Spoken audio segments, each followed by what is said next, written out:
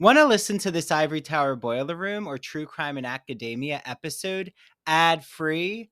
Head on over to our Patreon, patreon.com/ Ivory Tower Boiler Room to listen to all of our podcast episodes without any ads. You get access to our video episodes, our bonus episodes, and even more exclusive content, including merchandise. It only starts at $5 a month. So head on over to our Patreon. Again, it's patreon.com/ Ivory Tower Boiler Room. And while you're at it, you know what would be such a help is if you could rate and review the Ivory Tower Boiler Room on Apple Podcasts or Spotify. And make sure that you follow us and share out our podcast to all of your friends. It truly does help. And I want to thank you all. It means so much that you're listening to the Ivory Tower Boiler Room.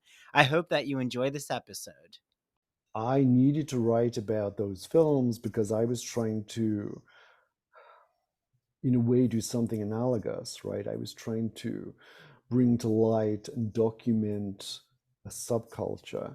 And it's a subculture that for which this mode of representation is central. And so I needed to write about those films.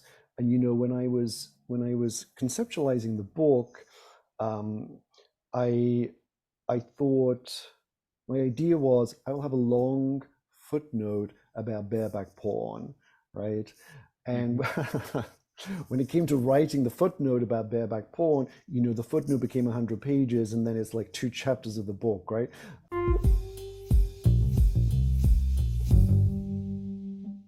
Hi, this is Andrew, and I'm interrupting what I know is an exciting ITBR episode to talk to you about one of our sponsors, the Gay and Lesbian Review.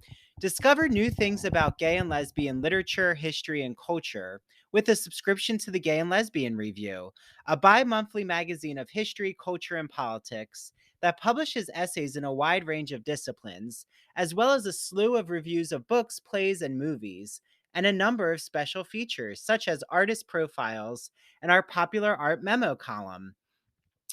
Each issue of the Gay and Lesbian Review brings you consistently intelligent, lively, thought provoking articles focused on a unifying theme, and it brings together the leading minds on the topic. You won't find a lot about the latest dating fads or fashion trends, but you will definitely find articles about online dating, like using Grindr as a social phenomenon, or even the gay influence on 20th century fashion. Did you know that I've actually interviewed 3 Gay and Lesbian Review contributors? Make sure you listen to my Ignacio Darnad Breaking the Gay Code in Art episode, where Ignacio explains that key artistic figures like Michelangelo, Donatello, Thomas Eakins, J.C. Leyendecker, and Thomas Finland all have really explicit homoerotic artwork. And then head on over to the next episode where I talk with Dr. Vernon Rosario about LGBTQ psychiatry and how homosexuality got depathologized. And our most recent episode was with the Gay and Lesbian Review's literary editor, Martha E. Stone, and she talks about what LGBTQ literature you should be reading this summer and also how to become a contributing writer and a reviewer for the Gay and Lesbian Review. To subscribe, visit glreview.org. That's glreview.org. Click subscribe and enter the promo code ITBR to receive a free copy with any print or digital subscription. And as an added bonus, you also receive online access to all of the Gay and Lesbian Review's archived issues. All of them. Okay, enjoy your reading, everyone.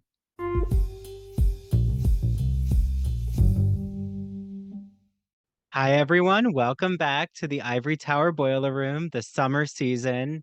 I was joking with my guest here that I now have changed my Zoom name to Doctor, but we'll see. I'm relishing changing all my social media accounts to Doctor, and then eventually I'll let it, the moment will pass. But I'm going to soak as much juice out of this as I can. But I want to introduce a really special guest, someone who I've known since I was an undergrad in terms of work, not in terms of actually talking with him. So it really is a beautiful manifestation that he's joined here in the Ivory Tower Boiler Room with me.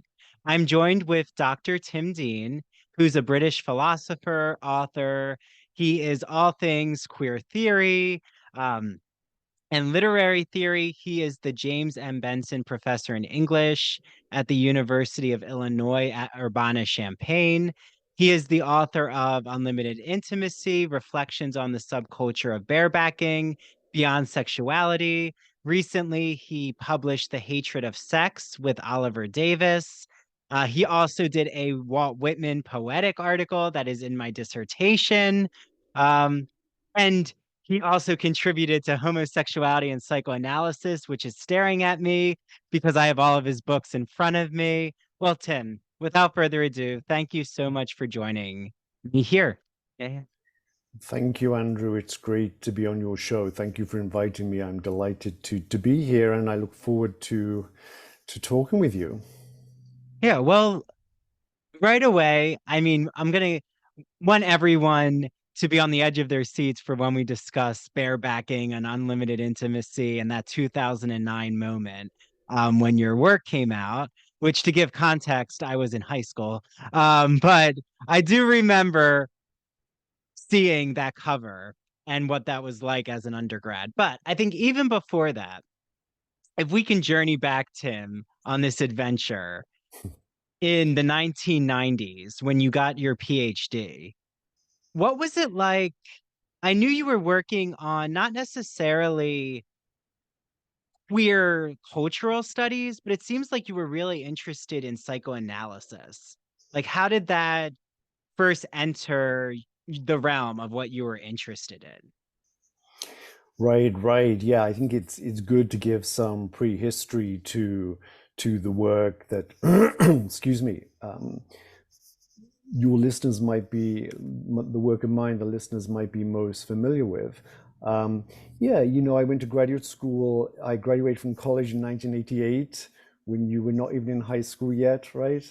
Um, I we wasn't were, alive yet, but right, right. Um, I went to graduate school. I graduated and went to graduate school in 1988, and queer theory did not exist at that point, right? It was something we were at the end of the 80s, start of the 90s, starting to invent, and I went to graduate school in English to study poetry. And I wrote a dissertation on Hart Crane, although I also did, of course, read Whitman in graduate school and in college, although not in high school. We don't do that in England, right? Um, but I was also very engaged, I was sort of engaged on two fronts in graduate school when I was living in Baltimore, in addition to working on poetry.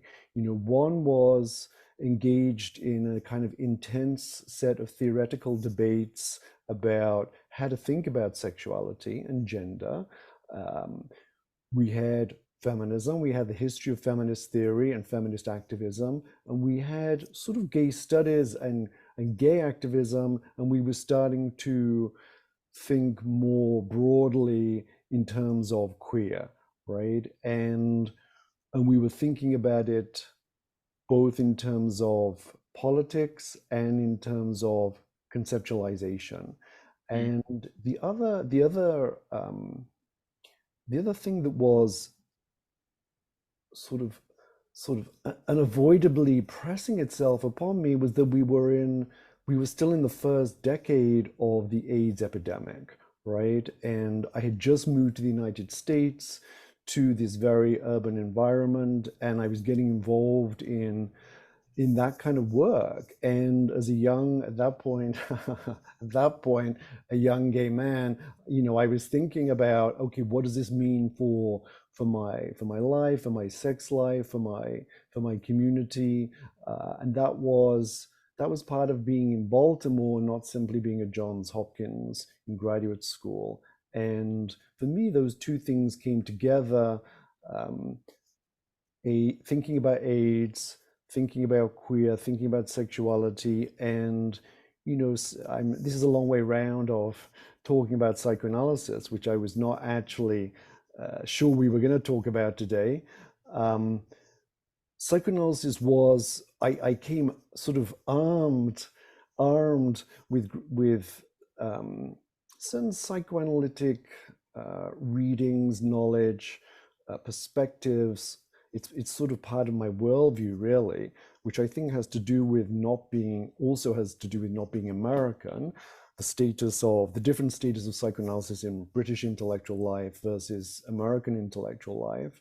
So I was always interested in, the status of sexuality vis-a-vis the unconscious and the importance of fantasy, and those are concepts and ideas and themes that have stayed sort of either on the surface or subterranean in my work, I think, for a long time.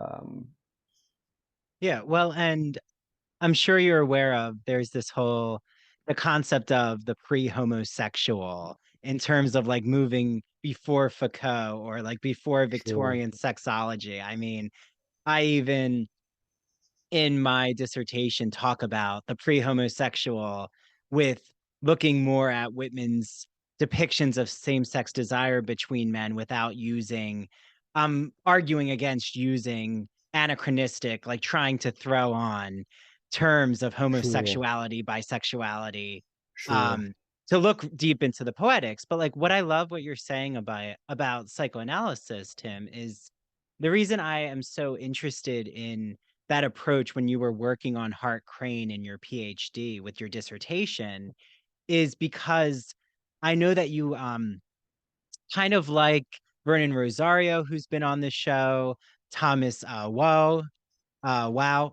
Thomas Woe, who did Hard to Imagine, that book. Um, sorry, Thomas. I knew I'm gonna get your last name right. Um, but My name is very easy to pronounce. I know. Well, Dean, yes, you had the you're very lucky with the phonetics. But you also like we're part of seeing that changing wave. And then I remember your article on the eve of a queer future is just so beautifully done in the 90s. And it's like right when Judith Butler has done Gender Trouble. We have Epistemology of the Closet with Eve Sedgwick. And I know that you worked or knew Leo Bersani, and he had the essay Is the Rectum a Grave, which is before queer theory, technically, in our lineage. But Right, in he really chronology, yeah. was thinking through the AIDS epidemic and how do we get pleasure as gay men or queer men specifically? Like, how did Leo Bersani, is this, you had read his essay and then you were introduced to him, or had you always known Leo Bersani during your PhD work? Um, no, that's a great question. And Andrew, it's very touching to me that you say such nice things about that on the eve of a queer future essay from long ago, which was not universally received with adoration or respect at the time, right? And I think that one of the things that drew me to Leo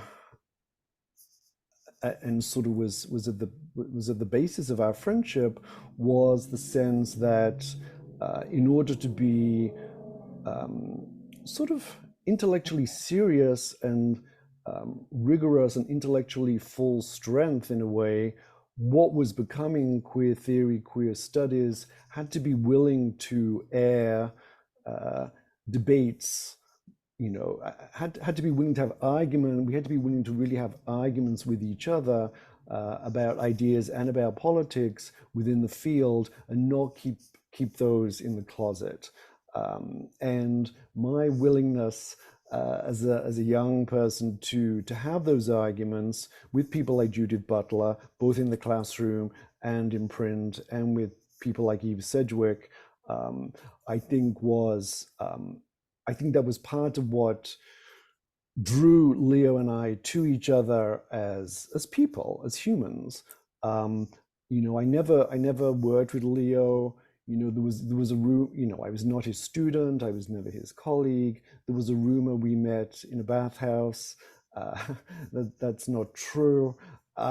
We got to know each other through our work, our respective work, and of course, his essay "Is the Rectum a Grave" was very important to me, and it's a very difficult and dense and important essay, and it's one that um, I'm not sure that I really grasped the first few times I read it, but I was also compelled by it. And as you say, it's bringing psychoanalysis and intense questions of sexuality into the discussion of AIDS in a way that was really sort of groundbreaking. Um, but Leo and I sort of got to know each other through our work, and then we became friends, and had.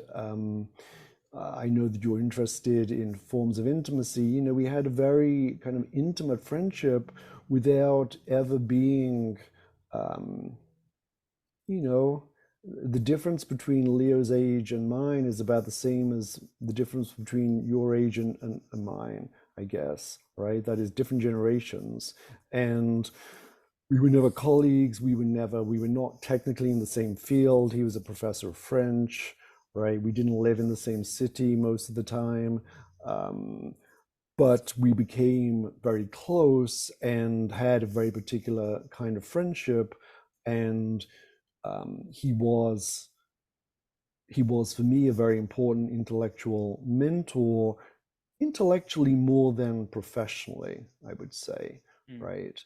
Um, but our friendship was based on, it was talking about ideas, and of course talking about men too, and talking about the things that gay men talk about when they get together, but also really committed to talking about ideas.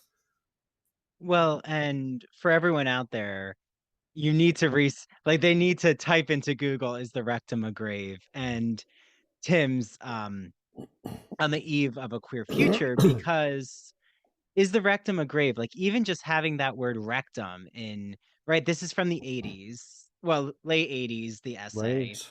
And like that right away jumped out at me. And like this metaphor that really argues against, in my opinion, Larry Kramer's the normal heart rhetoric, his play. And Larry Kramer was really about abstinence, or like kind of was really, I don't want to say taking pleasure away from queer men, but was saying, okay, you can't, was blaming queer men for engaging in sex when they knew the risks of AIDS. But that's why I thought Lear Bassani was so polemic in, okay, well, how about the men who are engaging? Because even though we might have this ideal of stopping spreading, men still want to have sex, and this is happening. And that's what I really enjoyed, is that Leo, like you, Tim, you're able to bring in theoretical ideas without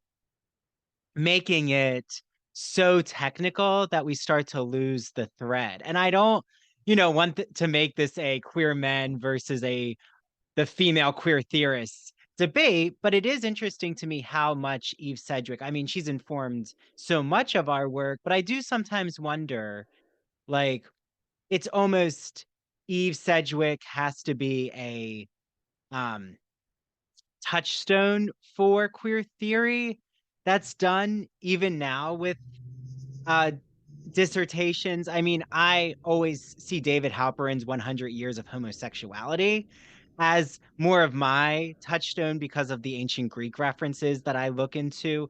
But like, why do you think, Tim, and it's not about Eve Sedgwick, I don't, never met her, and it's very sad how, she passed away.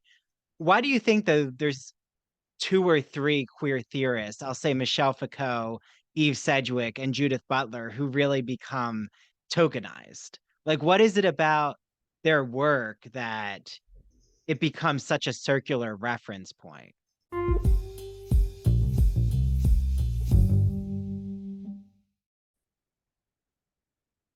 Hi, everyone. This is Dr. Andrew Rimby, and I'm so excited to be talking about Broadview Press. You might be asking, what is Broadview Press, Andrew?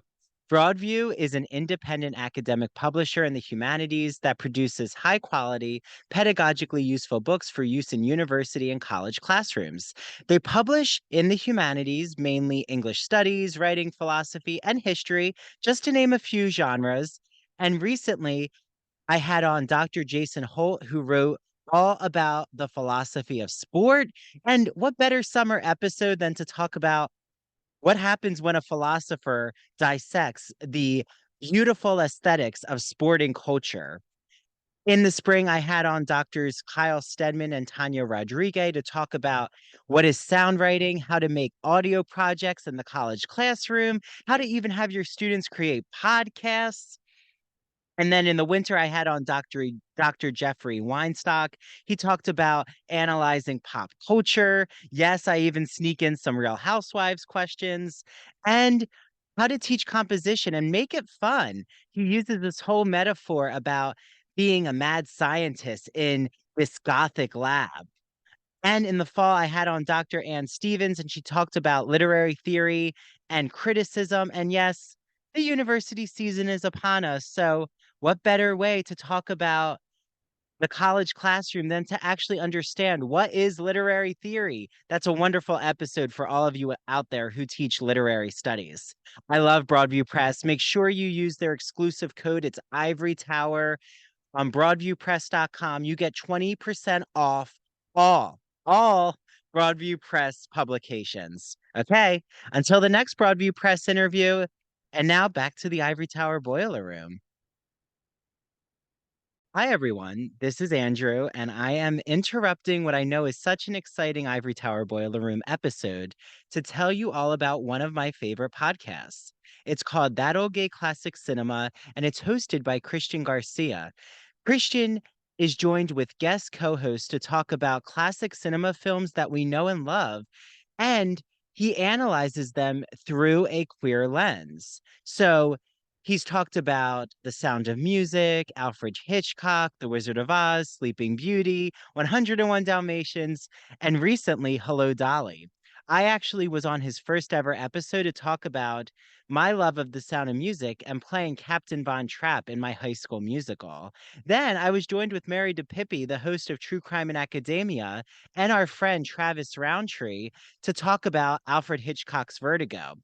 Mary just had Christian on True Crime in Academia to talk about female poisoners, including the evil queen from Snow White and actual real life female poisoners. So, Christian's podcast is the best. You must add it to your listen list. After you listen to this episode, make sure you head over to That Old Gay Classic Cinema on Apple and Spotify. Make sure you follow him on Instagram at That Old Gay Classic Cinema. And he's also on TikTok. Don't forget TikTok. Okay, I can't wait for you all to listen to That Old Gay Classic Cinema. And now back to the Ivory Tower Boiler Room.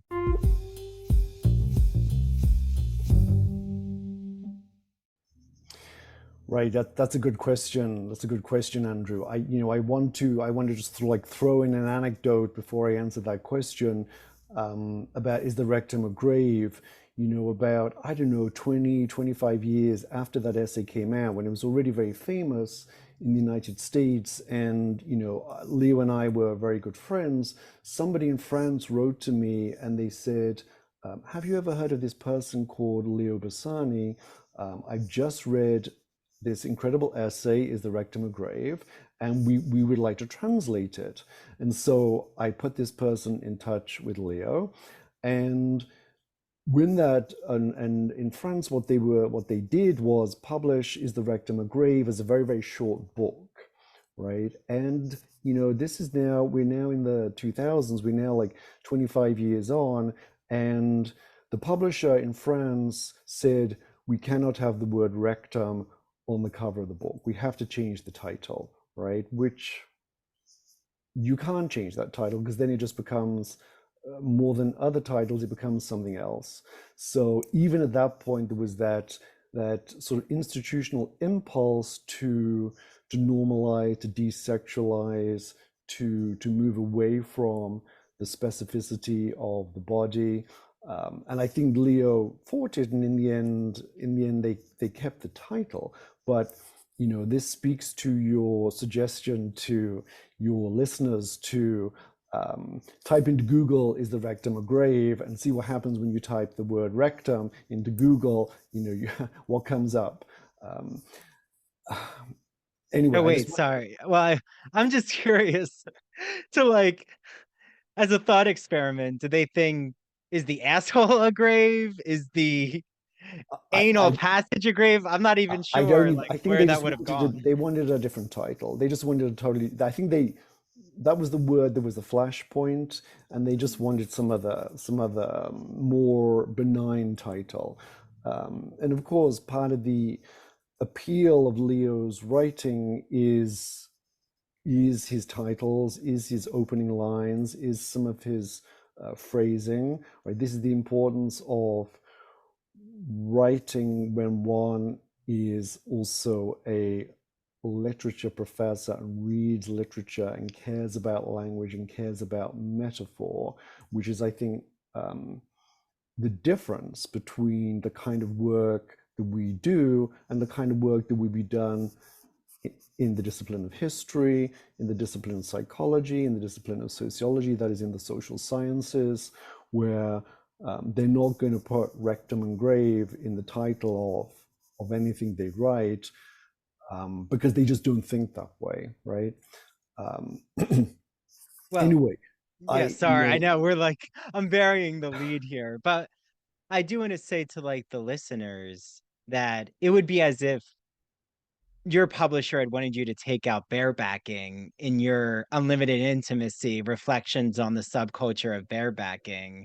Um, but yes, I know we're gonna get well, into that. and one of the things I think we are doing here, Andrew, inevitably as queer scholars of a different generation, is sort of looking back to various moments which turned out a certain way, and therefore look like there's a kind of inevitability to them from like this moment, but there was no inevitability. This did not. That inevitability was not at all apparent at those moments, right? Mhm. And the my editor at University of Chicago Press, Doug Mitchell, who has now died very sadly, um, who was incredible in building the field of gay and queer studies and scholarship, um, was very supportive. But the press, University of Chicago Press, tried very hard to change the title of my book, Unlimited Intimacy. And they also, you talk about, you alluded to earlier about when you first saw the cover, that was not the original cover. The book was printed with a different cover. For me, a better cover, a better image, and the book was printed with that cover, and then there was an objection, and the covers had to be destroyed. So, the cover that you saw and was struck by and like with the quote unquote bareback and the nice ass on Yeah. it, there you go. Um, that was a substitute cover that I Oh did not wow. come up with after the cover I had fought for and selected and thought a lot about had to be ripped off and destroyed. So there are all these backstories about how things don't always turn out as one thinks they will, and looking back retrospectively, um, certain certain moments, certain figures, certain texts become kind of iconic or become touchstones in the way that you were describing with Halperin, with Butler, with Foucault, with Sedgwick, with Pisani. But those things are not inevitable, and a whole set of forces that we cannot necessarily see at the time contribute to the way in which certain things get taken up and certain things do not, and then even things that are taken up sort of fall out of focus. So it's been very interesting, sort of fascinating to me, really, to have been involved in the beginnings of queer theory, and to see how the discipline has evolved and grown and gone in different directions over the last few decades. Um, and it was not something that it was not something that existed when I went to graduate school, and therefore it's not something that I knew I was going to be involved in. Mm. Well, can you explain what was first, if you still have the original cover somewhere Mm, as a photo, please send it to me and I will I share it will. on our I social will. media. I But what will. was the original cover, Tim? It was a photo of two men, um, one of whom was um, one of whom was, I guess, in the early 2000s, a recognizable actor in um, kind of kind of rough gay porn. Mhm. You don't see his face in the photo. He's with his partner. They're not having sex, but they're very physically intimate. And for me, this was the this this image was for me could crystallize what I was thinking about in the book. And it was a published photo, and we got the permission of the photographer before we before it was printed on the cover of the book. But when the book was advertised, I think on Amazon, the porn actor saw it and freaked out. He did not wish to be associated with barebacking, and so he lodged an objection. And even though he had signed a release form when he was photographed, and the Mm. photographer had given permission, the press didn't want to get into it, and so that cover was then um, off the table, that is off the book. But I will send you a copy of that original. And I do, if I had had the presence of mind, I would have brought upstairs. I do have a copy of the book with that cover on. It was a kind of uncorrected proofs kind of thing. Um, Yeah. Well, and this conversation reminds me first, I thought it was going to be like a Treasure Island media, like an actual bareback scene on the cover. I'm like, no, whoa, Tim, well, good for you. Uh, but I do have to say though, in your book, there are no pornographic images, right? And I'm right. assuming that was a press decision because No, actually, no? Oh, that was actually my decision. oh, Um, okay. right, that was when I wrote that book, I had to think very hard about, okay, how do you write without euphemism about sexually explicit material, both sexual acts and various kinds of representations of those acts in pornography.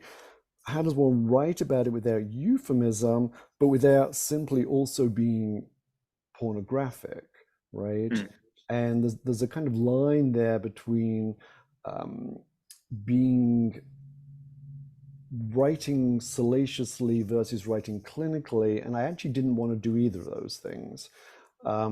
And it seemed important to me to actually not include images mm, from the porn, but to actually describe what was going on, and that was um, that was part of the intellectual challenge of the book for me to describe things in a particular way so that I was not glossing over what was going on, but I was um, trying to present certain kinds of material in a comparatively neutral way to say, like, let's think about this, let's not just react to it.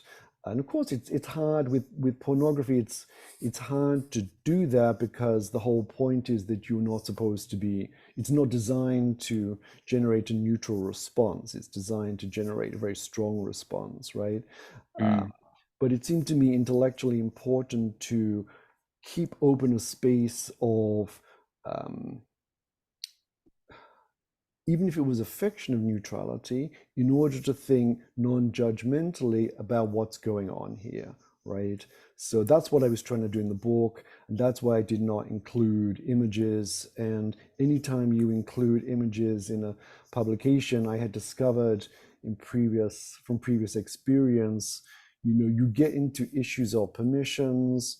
You sometimes are asked to pay a lot of money, which that is amounts of money that are disproportionate to what an academic would ever make for publishing scholarship. And so I just decided not to. It was a very deliberate decision on my part not to include images. So so that was me. Yeah, well, I asked because Thomas was hard to imagine. He actually faced the issue where um he had to fight like to keep the images. And then like I know Linda Williams's work has faced the same issues. Then did you contribute, I forget, Tim, to the gay porn studies anthology? I co-edited with two of my former students the book called Porn Archives.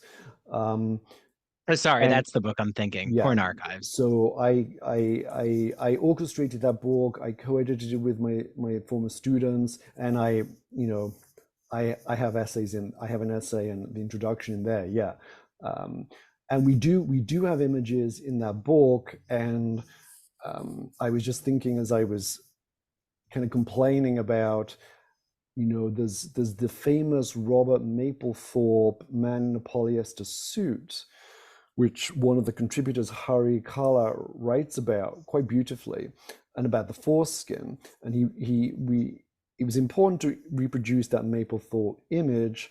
Mm. And, I had to pay out of my own pocket a lot of money for reproducing that image in the book. And then it's reproduced, in a Duke University Press book in a way that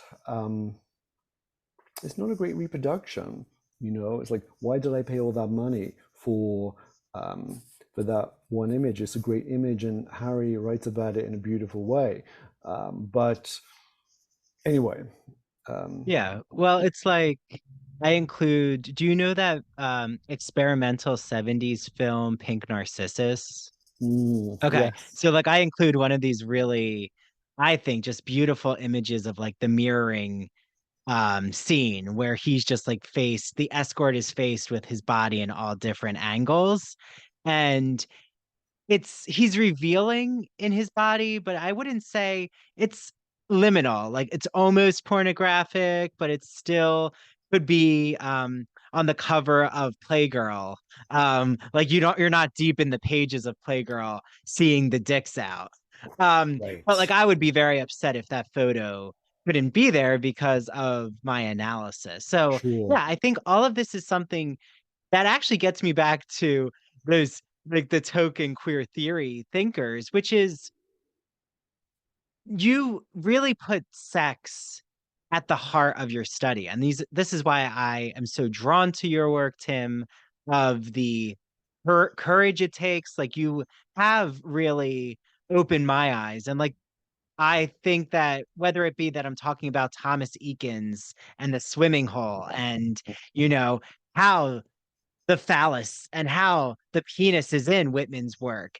I do think, and all Cedric fans out there, again, I think her writing is so wonderfully done, but it's not necessarily sexy. Like, it's not like epistemology of the closet, I don't think is erotic.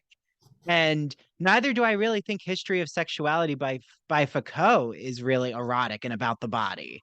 Like, it is interesting how these works that have been held up. I would say Halperin's 100 Years of Homosexuality is erotic with the pederastia of ancient Greece, which has a lot of controversy in queer circles. Um, but do you think that maybe that's why a Sedgwick, a Foucault, that it kind of is out of the realm of sexiness or the body or erotic behavior, that it kind of becomes sanitized to non-queer readers? Andrew, I think you're putting your finger on something that's incredibly important here. I think even queer readers often appreciate a certain degree of sanitization. And I suppose what I do, as you point out, what I do in my work is a sort of desanitization, right? I'm the anti-Clorox of queer theory. I never quite thought of it that way before.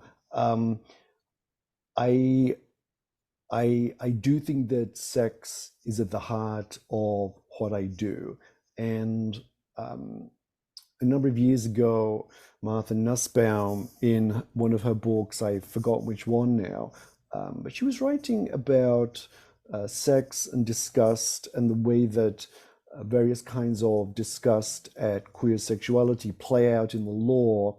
I'm not summarizing very well now, but she discussed my work because she had read Unlimited Intimacy for the press during the process of review, and she referred to me as a sex theorist, not as a queer theorist. And I thought that was sort of right. I thought that she like you had seen that I was not actually at the center of queer theory or queer studies, that actually a lot of what I do is critical of the field, and what is at the heart of my work is trying to think about sex and the messiness of sex, the unruliness, the unsanitizable dimension of sex, and what draws us to that, and what also repels us from that. And that for me is really at the heart of psychoanalysis. Um, Mhm. it was what made Freud disreputable in his time, and it's sort of, I try to keep it at the heart of what I do, because I think that sex is just much more interesting than one would ever know from reading most work in queer queer theory or queer studies. So um, I appreciate your recognizing that sex is at the heart of what I do.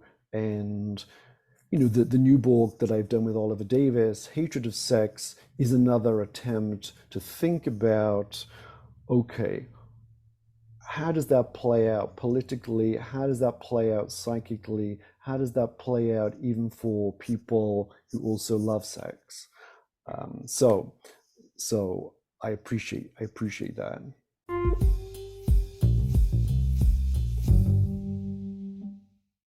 Hey, Ivory Tower Boiler Room listeners and true crime friends. You've heard me gush over this incredible woman and her beautiful products. I'm talking about Mandy Made It. Mandy makes customized and original crochet and pre-cut goods. They are the perfect, unique, one-of-a-kind gift for literally anyone in your life. And she makes incredible home decor. I still have my pumpkins that I put out every fall. I just love them. Check her out on Instagram at MANDEE Made It, or search Mandy Made It on Facebook.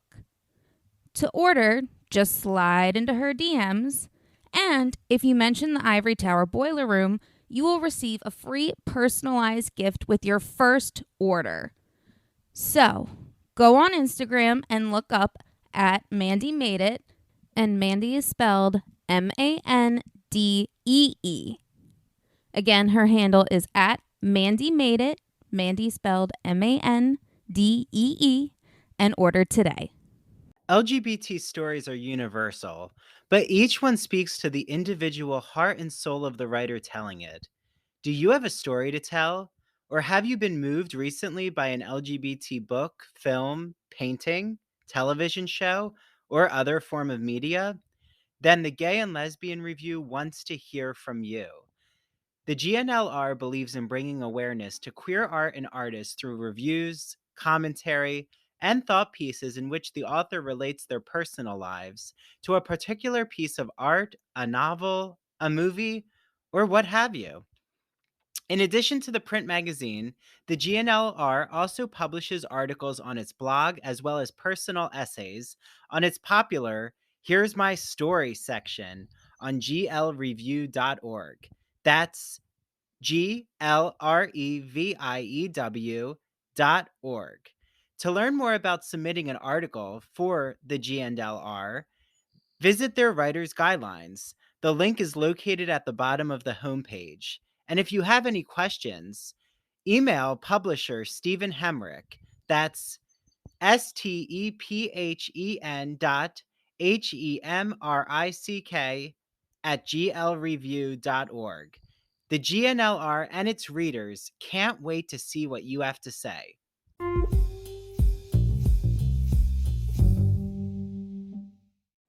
Well, and I think it's so necessary to address him because, well, first, I'll lay my cards out on the table. Maybe they're listening, but I know gay porn directors. One is IK Grande. I know Mark McNamara, who directs naked sword videos.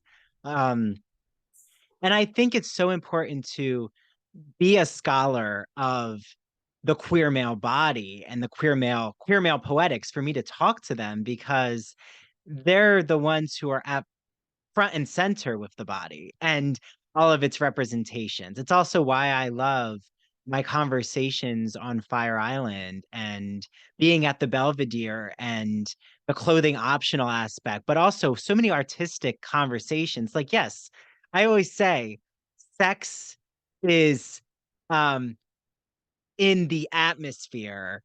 It's almost this um it's almost like a cologne, like, you can feel it in its diffusive way.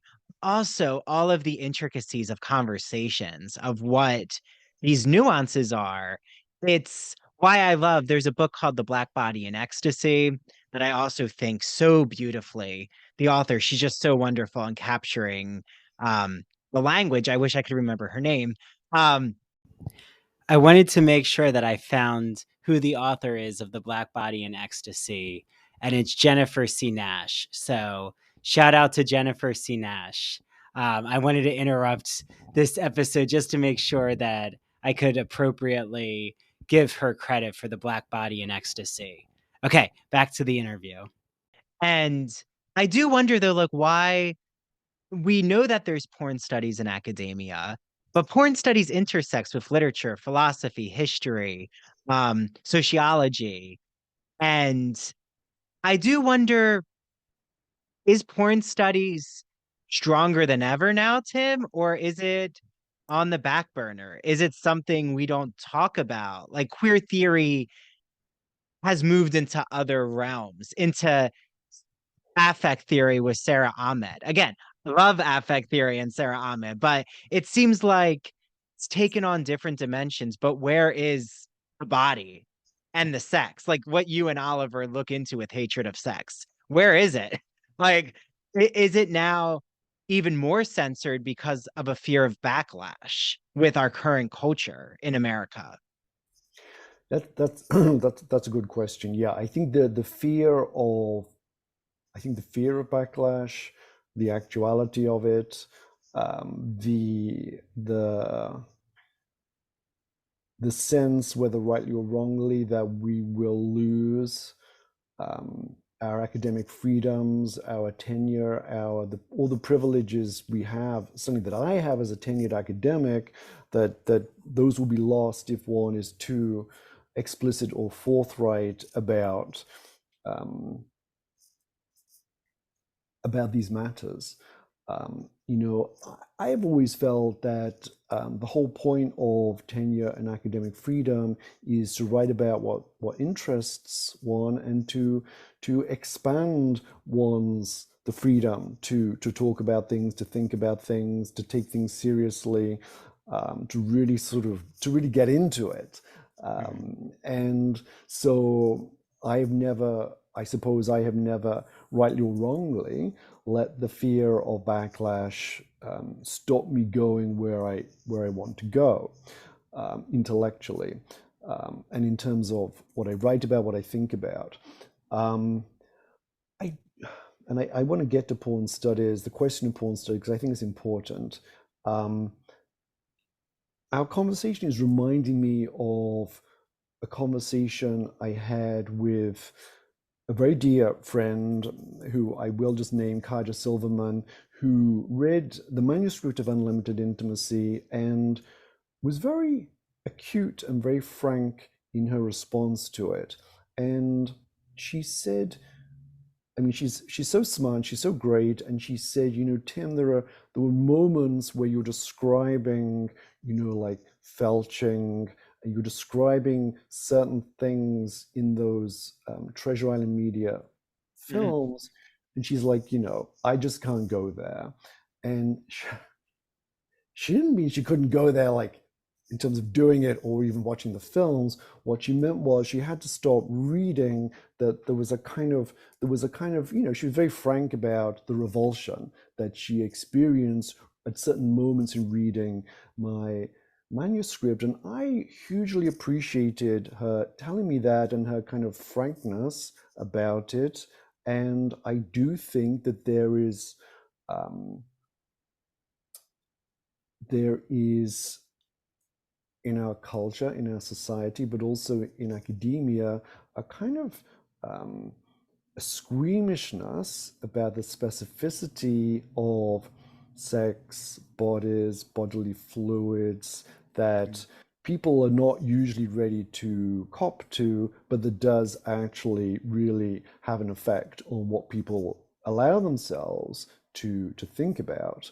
Um, and and that may actually help to explain why porn studies has become, it seems to me, a kind of slightly ghettoized subfield. You know, um, Part of what David Squires and Stephen Rositsky and I were trying to do in the Porn Archives book was to say, we're not film scholars, we're literary scholars, we're trained in English departments, and in fact there's a long history. There's a long history of pornography and thinking about pornography in literature before film is invented, right? Before video, before the internet, etc. And I think that most of the models, and Linda Williams is sort of iconic here, the models we have for thinking about pornography in the academy, they come from film studies, right? Which Linda's work has been incredibly important to me, even as I have disagreed with aspects of it. But when the model comes from film, that makes it harder to think about um, other kinds of non-moving image pornography, right? And it's both enabling and disabling. It's enabling because it allows one to do some, if Unlimited Intimacy had images in it, the book would have really been attacked. But in order to attack it, you actually need to sit down and read it. You can't just flip to an image, right? And so it was never attacked in the way that everybody expected it to be. That is by the right wing. So what am I trying to say? I think there's a squeamishness which is real, which has not gone away, including among our most liberal colleagues, including people who work in gender and sexuality studies, and I think that I don't know what the direction of porn studies is going to be, but I think it's an important field. And I suppose the other thing that I would want to say about that is that in my work,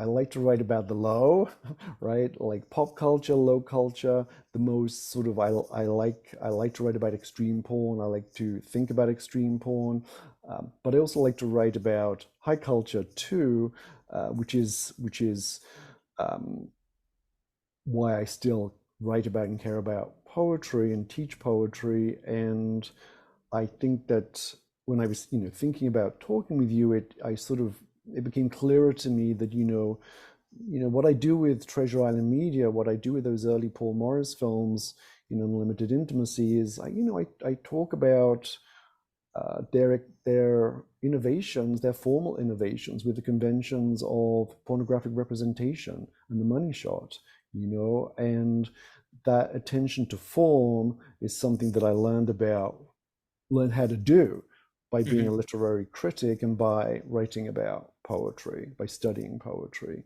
So I think that my interest in high culture and in low culture, very low, are not, in fact, as schizophrenic as they might seem. Yeah. Well, and you know, as we're in now unlimited intimacy and Treasure Island media, um, I think that something that your book just does so wonderfully and how you think about Treasure Island Media specifically as a company, its model, is it really moved away from vintage gay porn, like having a long narrative form. Like it was not interested in the story of the porn. It's not interested really in a fantasy of the Roman gladiator or we're in the baths. Like it's not doing nostalgia. Instead, it's here's the names of the men. We're going to show them on the screen and we're going to show the bottom being plowed by 10 guys, for Right. example.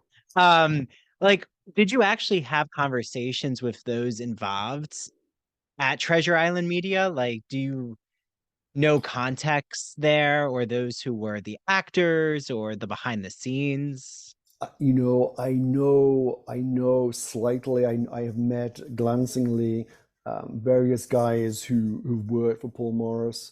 I did reach out while to Paul Morris while I was working on the book, and Paul Morris has never actually replied to any of my emails. He has solicited various of my students. He's written to a lot of people I know, but he's never replied to an email from me. Therefore, I've never had a conversation with him, which I was sort of disappointed about as I was working on the book. Um, you're describing, I think, accurately what's going on in those films, especially those early films where, you know, he is very committed to documenting something, right?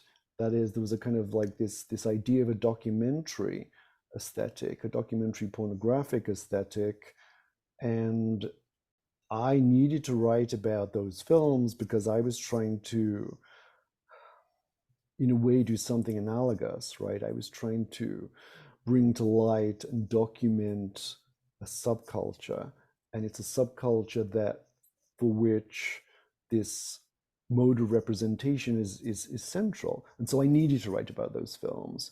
And when I was conceptualizing the book, um, I I thought my idea was I will have a long footnote about bareback porn, right? And Mhm.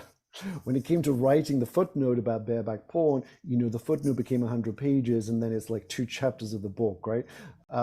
So it took me a moment to realize that the the pornographic documentary representation of this phenomenon at this moment is not a footnote. It's actually sort of central to it. Um, my sense is that the subculture has moved on, and what Paul Morris is doing has shifted from that earlier moment. And there was that early moment in his work that seemed to me so original, experimental, innovative, daring, and kind of gritty, I mean, really gritty, like gritty Yeah. in every sense. Formally Mhm. gritty, the medium was gritty. What was going on was, it was genuinely messy, and there's something a little to me kind of cleaned up about what he puts out now, um, which I think is a response to the market. Yeah. Well, what does he put out now, Tim? To me, it's much less distinguishable from what other, you know, gay porn companies put out. It's more stylized is not the word, but the ordinariness of the actors is sort of gone, right? And the amateurish, which I think the genuinely amateurish quality of those early films, which is part of what makes them interesting, is also now gone. So I've written more recently stuff that is more critical of Paul Morris, and I don't want to necessarily, I don't want to talk in this podcast about all the people whose work I don't care for. I would rather talk with you about Bassani, about Whitman, about the poets we love, about things that we love, in a way. So No, I understand. No, I appreciate you for going there. And do you have another, like, if we go another 15 minutes, is that okay, Tim? oh, absolutely, Okay, I absolutely, appreciate it yeah, because yeah. this is now the meat, literally, of the heart of your work. But I think it makes sense that we're now here since what I even remember when I said the word penis or talked about there's that section, the 28 bathers with Whitman and the bellies. I read the white bellies floating as also this potent image of like the penis erect and like that's a possibility with the poetics. And it was Sure. just fun to see the audiences. Like my parents were there, but they know the work I'm doing. But just the eyebrows raised and like that's exactly that visceral, the shock. And there's something so performative to that. And it makes sense to me why um when we're talking about porn, it is so stylized, but there's all different categories.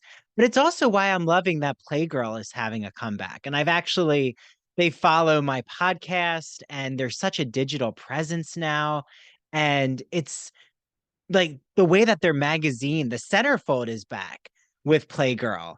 But it's interesting to me, like Playboy really, I don't want to say that the centerfold isn't there, but I do think that men's bodies on display, for some reason, I feel that it's now in the zeitgeist. Like, because there hasn't been a lot of discussion about the male nude body in pop culture. But I think now we're there. Like 50 Shades of Grey kind of brought that.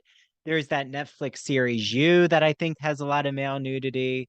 Um, and it seems I don't know if you know Zachary Zane's work, but he wrote this book called Boy Slut, which is just so fascinating about being a bi male and all of like the sex parties he goes on as an investigative journalist. And he was on the podcast. It was just um I love the work he's doing, but it's a popular press, Tim. Like I think that even at the library, I'm seeing more of these risky, when I'm using risky, I mean taking chances of like that publishers are taking chances in a whether it be I think his is Abrams, but I've seen so many different Harper has taken a lot of sexual culture discussions on. Do you think Verso Books too with Bad Gays is this just a disconnect between academia and pop culture right now? Because I do feel pop culture is taking the nude male body is having almost a rebirth of sorts. I love that idea. I love the idea of the nude male body kind of being reborn and being newly displayed to us. It's all good. And I was not aware that Playgirl was having a resurgence. So that's interesting to learn about. I mean, I have several thoughts in response to what you said. One is, But wait, Tim has so much more to say. Yes, I am going to have everyone be on the edge of their seats. I'm having you all in a sexual climax with me. I'm not giving you the money shot. until Saturday with part 2. But if you would like to hear the whole episode, if you want to hear part 2, you can go to our Patreon, patreon.com/Ivory Tower Boiler Room. $5 a month. You hear all of our episodes in full. You don't have to wait for parts. You don't have to hear the ads. I love our sponsors and advertisers. Don't get me wrong, but if you don't want to listen to the ads, you can join our Patreon. So like I said, it's $5 a month, and you get access to bonus episodes, the full interviews. You'll see the video interview with Tim. So that's really exciting. So yeah, maybe I'll see some of you on Patreon. Those of you who can't wait and you need your money shot right away. I'm so excited. Tim's going to talk more about the porn industry. He's going to talk more about whether he thinks academia is very nervous right now in our current climate, that even the work he's done, and would unlimited intimacy be able to be published in this current climate. He does open up about that. He also addresses Dr. Ramsey Fawaz, who was on the podcast.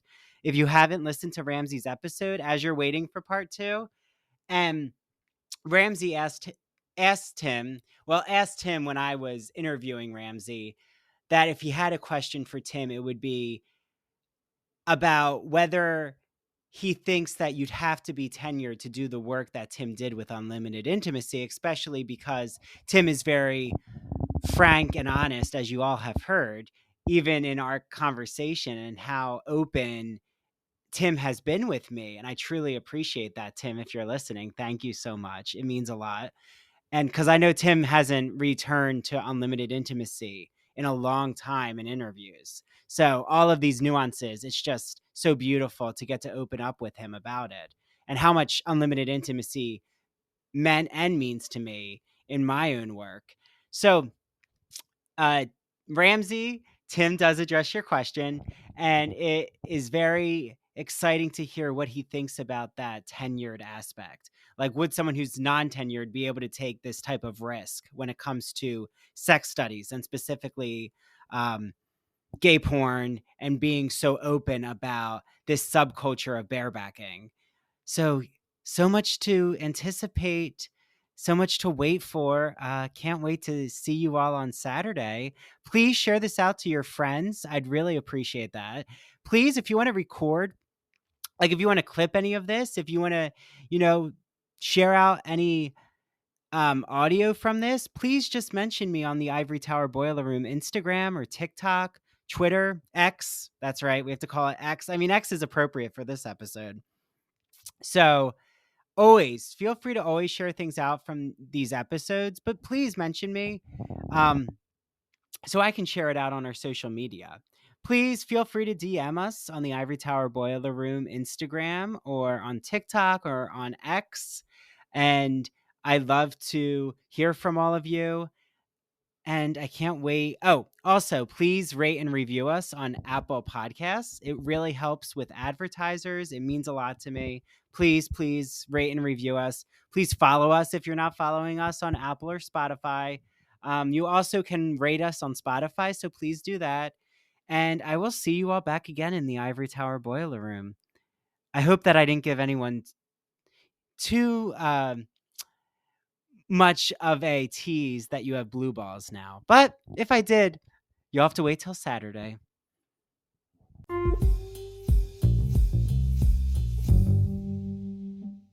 Thank you so much for listening to the Ivory Tower Boiler Room.